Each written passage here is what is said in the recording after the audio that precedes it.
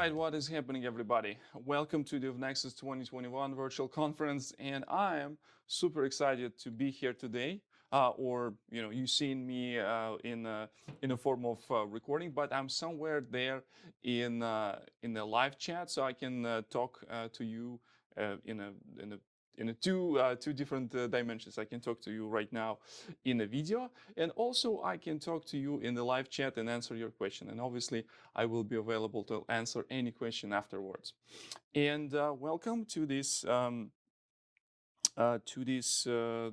virtual conference, where I'm going to be talking about the cool things. And this particular topic that I'm super excited to talk about, how to use Apache Kafka in Kubernetes, in more like a cloud native, and Gitops, and all these cool things around the stream processing applications, and all awesome stuff will be there.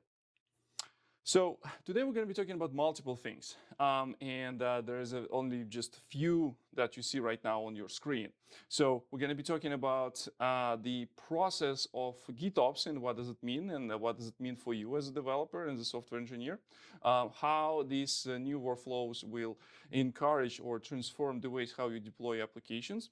I will show you how this a declarative approach, or approach that came from Kubernetes operators, changing the way how we're dealing with the configuration and how we, dealing with deployment of the software. Hopefully we'll show you some of the cool things like serverless Kafka in the Confluent Cloud, or for example, shell operator that allow you to enable this operator pattern for pretty much any technology, even though maybe it was not developed as a cloud native from the first day. Anyway, so yeah, my name is Viktor Gamov, and I work as a developer advocate here at Confluent. I do things around Kafka. Usually you can find me on Twitter, you can find me on Telegram, you can find me anywhere in the world. Also, I do a YouTube channel. I do a lot of live streams, and 2021 taught me a few cool things about this stuff. So go check this out and subscribe to my YouTube channel as well. Probably another very important slide for this conference. You can find all the talks, the code, essentially here. It's the GitHub repository, and you can find the links to documentations on all the software that I'm using, everything that you need to get started with this Kafka DevOps approach. All right, before I jump into the technologies, I know you're eager right now to learn what the heck is this and how this will transform the way how you're dealing with software. I want to give you a little bit a background to explain how this topic and how this subject came about in my life specifically, and that's why I'm talking about this. So essentially, traditional microservice integration in the microservices architecture, they were designed, maybe like a microservices 1.0. They were designed around the concept of calling the services from one service from another through some sort of RPC. This RPC can be simple as REST HTTP, or it may be some more sophisticated like gRPC that allows to handle all like protocols between the systems, handle errors and all this kind of stuff. However, if we need to talk this and like these multiple services need to talk to each other, some of this configuration, some of this interaction will be cumbersome. For example, like do we have a instance of database somewhere close to our application? Do we need to replicate some of the data, and so far and so on? So in this case, some of the services might have their own storage, some services might have their own databases.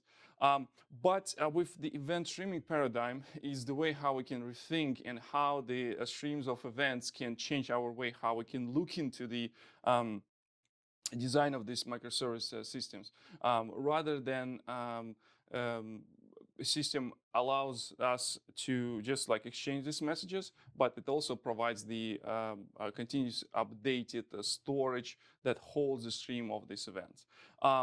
And essentially, all these streams, they represent a sequence of different events. This sequence of different events might include something that happened, like a purchase happened, ordered, shipped, customer registered, credit card updated, and so far and so on. And in this case, the system, in our case, we're going to be using Apache Kafka as the event streaming system that holds this information, allows you and the consumers to retrieve this information in a given point of time. The way how it changes the application architecture here, the way how it changes stuff between multiple systems is that in our approach of monolithical application, everything goes around usually database. So database is the thing where something information is recorded. And it's totally fine. We designed the system that way for a very long time. However, designing a system that need to capture history of events or stream of events is a little bit cumbersome when we need to apply this into relational structure. When we change this to event approach, the system that holds it just deals with events. It doesn't need to somehow design the schema in order to handle these events. Like every record in Kafka, a topic is essentially the thing where we're storing our events. Every event in our topic will represent something that would be immutable, and in particular moment of time, any service can get access to this. So in this case, we're transforming the way how we service interact. Instead of calling services directly, they actually talk to each other through event stream system. One service can work with event system and populate this data, and another service will be able to retrieve this information whenever it's needed. When this information, but like from the orders, needs to be handled by payment system, and after that, like interact with payment gateway, this payment service will retrieve this information, whenever it seems fit. Same thing with the other services. We are changing the way how we can interact. And most importantly, some of the operations, they can happen not only in a particular direction that I have here right now on my slides, but also in another direction. And some of the services might have materialized view of the stream event that allows them to essentially have a centralized like a database in this particular case. So those two, like a shipping service requires information about users, like user information, and it might have some of the local copy that will be automatically updated in the service whenever user seems to change his address. So the shipping service will be automatically update the local store instead of like going and user service going and calling the shipping service directly, hey, just update information. But it seems to be like a user service don't need to do this type of stuff because it's a little bit out of the domain boundary of this particular service. So in this case, user service will just like send event that will represent a notification or maybe even change of state. So some of the services can exchange of a notification between each other. Some services can send information about the state change. And this is how it looks like from perspective of technologies that we're going to be using. This is how it looks like from the point where we will be doing some of the things today. So Kafka cluster is our storage. Everything would be stored inside the Kafka cluster. Easiest possible way how we can integrate existing systems, legacy systems into Kafka is using technology called Kafka Connect. And Kafka Connect allows to services do not think much, or like developers of the services don't need to think much about how to integrate their service, where there's a connector will take care of this stuff automatically. So enough for this one for tonight, but you will see some of this technology in play very soon. Also, I want to talk about the Gitops. So this is a little bit orthogonal to the thing that I just talked about. However, it appears that it is a very good approach for handling configuration management and drive some of the actions that happen in our system, that happens in our application workflow through that storage place where all this configuration can be stored in the version control. So let's take a look on the version control system and how this Gitops thing is integrated. So essentially, Git represents a desired state of the system. So whatever in particular commit and particular branch, that will represent the current state of application. So if you want to do deployment of a certain number of nodes, we always know this state is always in the Git, and it works in both ways. We know that our production environment would reflect the same stuff that we have in Git, and vice versa. Next thing is that you as a developer already used to this cool workflows that are already around for last, like, I don't know, like maybe 10 years. Then systems like Git and GitHub become very powerful and very widely spread. People migrated from some different version control systems to Git, and they start building some of the tools around this. People love the pull request concept that came from GitHub. You can do code reviews, and you can apply same tools not only for your code, which is also part of this overall technology, but also apply to some infrastructure deployment. So, like, if we need to deploy those tools, if we need to go and say, hey, so we need to deploy like a few more nodes of our application or our connector or maybe our Kafka, we can easily do this using only Git. And in this case, everything we will see like who did what. We don't need to have extra tools to compare what happened. Since we have this in Git, we can always get the same tools like Git blame. We can use diffs and to see what is going on there. But this is very important now. That is in this system that Gitops will essentially do something. There's someone or something needs to drive this, something that needs to keep the stuff in synchronized fashion. So in this particular case, in my example, there is a repository of this some of the environments. Like I do have a folder environments and have a folder with secrets, and there is a small tool that deployed in my Kubernetes cluster that will be constantly monitoring and constantly watching for these folders in this particular repository. So it might be listening some of the changes that happen in the Git, and after that, this operator, this Flux CD software, will run this and keep things synchronized in our Kubernetes cluster.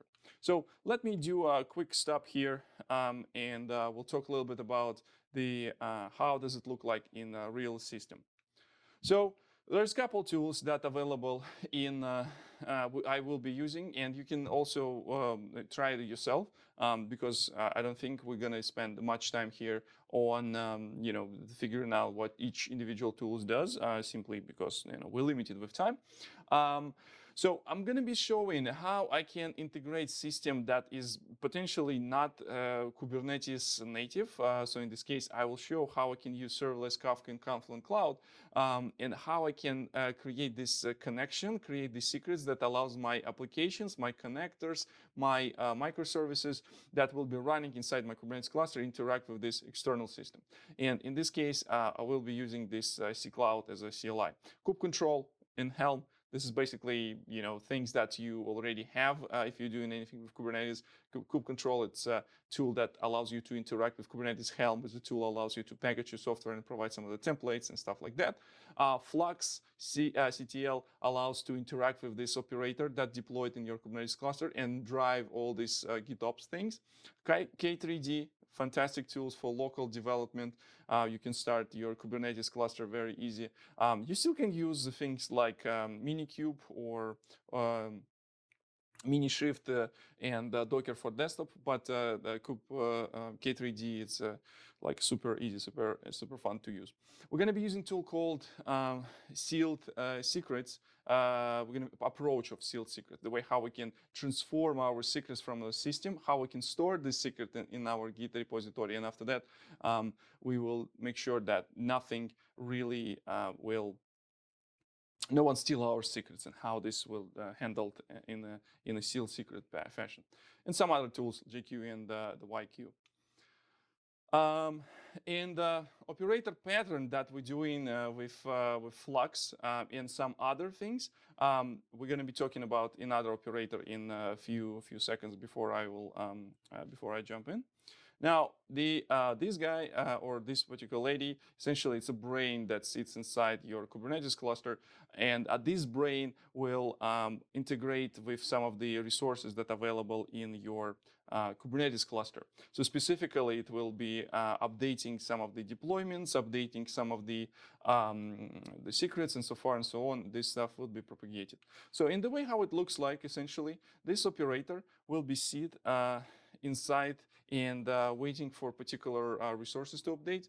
And these resources may be some of the custom resources, or it may be some of the existing resources. And based on that, it will invoke certain procedures. So in this particular case, like when I want to create new cluster in Confluent Cloud, I will submit a new resource that called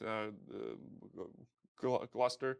And after that, another operator that I will show you in a few seconds will run all this stuff that is required, or what is needed. So let me quickly switch here, and I will show you. So what you see right now, it is my Kubernetes cluster. There's a bunch of stuff is running here. I do have, if I will show all these namespaces, my Flux fellow is also here. So I'll just show you. And there's something is going on. As you can see here, it's in a constant loop of listening changes that happened in my repository. So essentially, if I would go and do something, some stupid things, for example, I can do, say, get services, and if I will go get services connect, if I would see there's just like only one instance, if I will do edit deployment connect service, like if I would just go and manually submit number of desired replicas, so what's going to happen here? So I would just say 2, and after that, essentially what it should do, it should create a number of instances, but 2 number of instances. However, so Gitops operator will listen this information and will not allow me to do so. So if I will get back here, it'll do things like get not services, say what we did, edit deployment.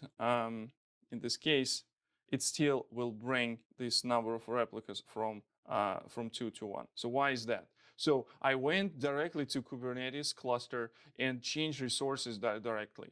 So my the Flux operator is listening for those resources and saying, hey, so looks like it's some discrepancy. And in the Git, I do have just only one instance that I need to deploy, and in this case, it will cause some of the trouble. So something is not add up. So that's why the Flux will go and make sure all these things will keep in sync with the Git. Remember what I said in the very beginning: Git is the source of truth of this data.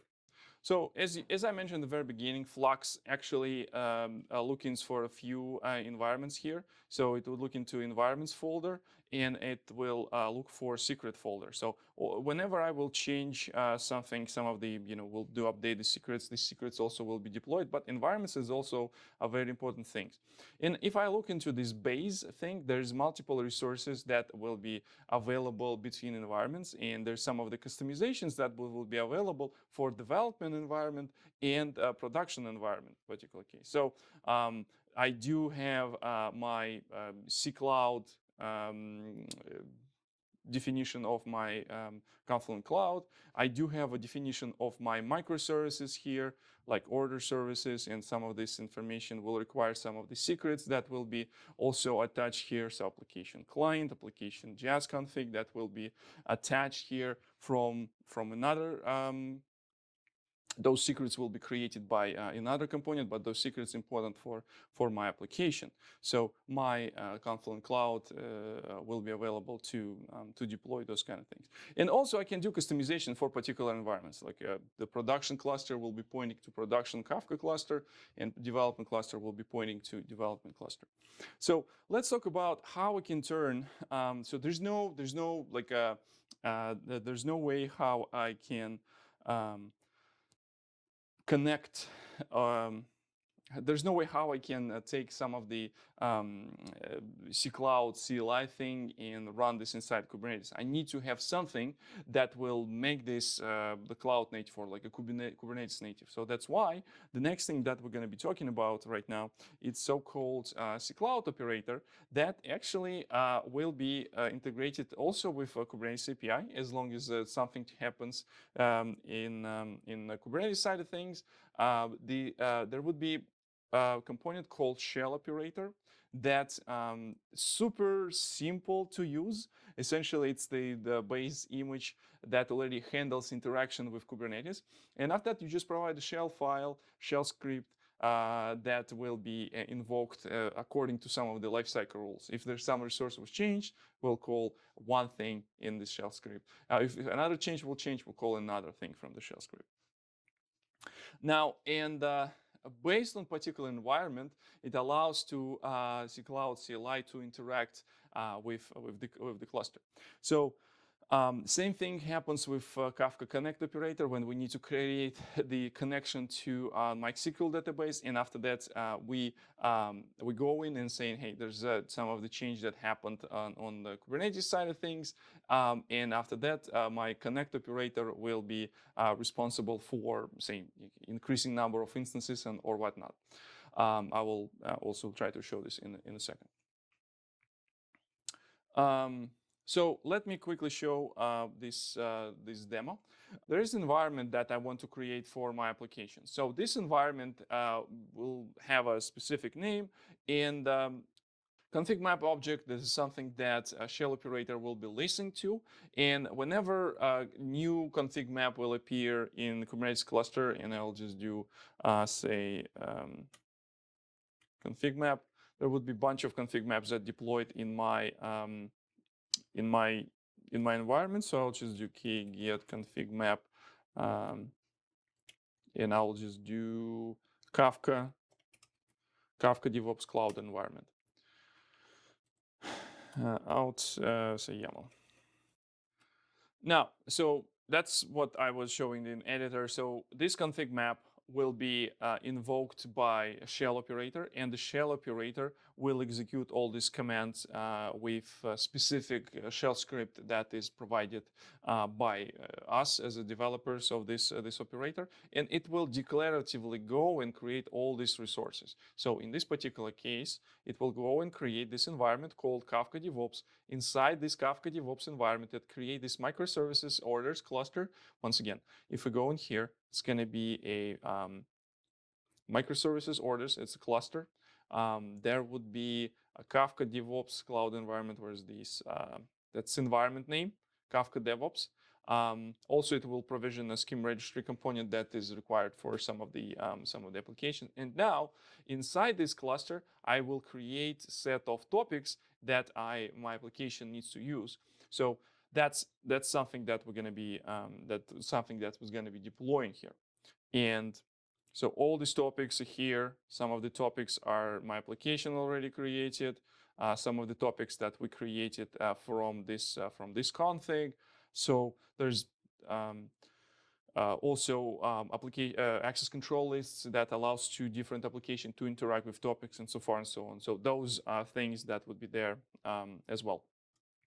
Now, the next thing is that we're going to be talking is how to properly scale, and something that I mentioned briefly in the previous slides. I tried to do this like through not through my Gitops pipeline, but rather I went and did something stupid with the manual change of resources. So if I go in my GitHub, and this is my environments, in my dev environments, I'm going into connect, and inside my connect service, I can define the number of replicas. Like I will do this through this guy, say number of replica 2, scale connect. And in this case, I will just do commit directly to this branch, so my Flux operator will pick up this change immediately. Now, inside my application, so if I go here, back to my Kubernetes cluster, so what I will see, I will just see just only one, my connect service should be, should get another instance of this application. Should be deployed. Let's see if we can do this manually. So I can do k edit deployments connect service. Now it should be set replicas 3. We will wait for some time, and while we wait, our should bring another connect service here. Also, let's take a look in a Flux, if the Flux was able to read refreshed.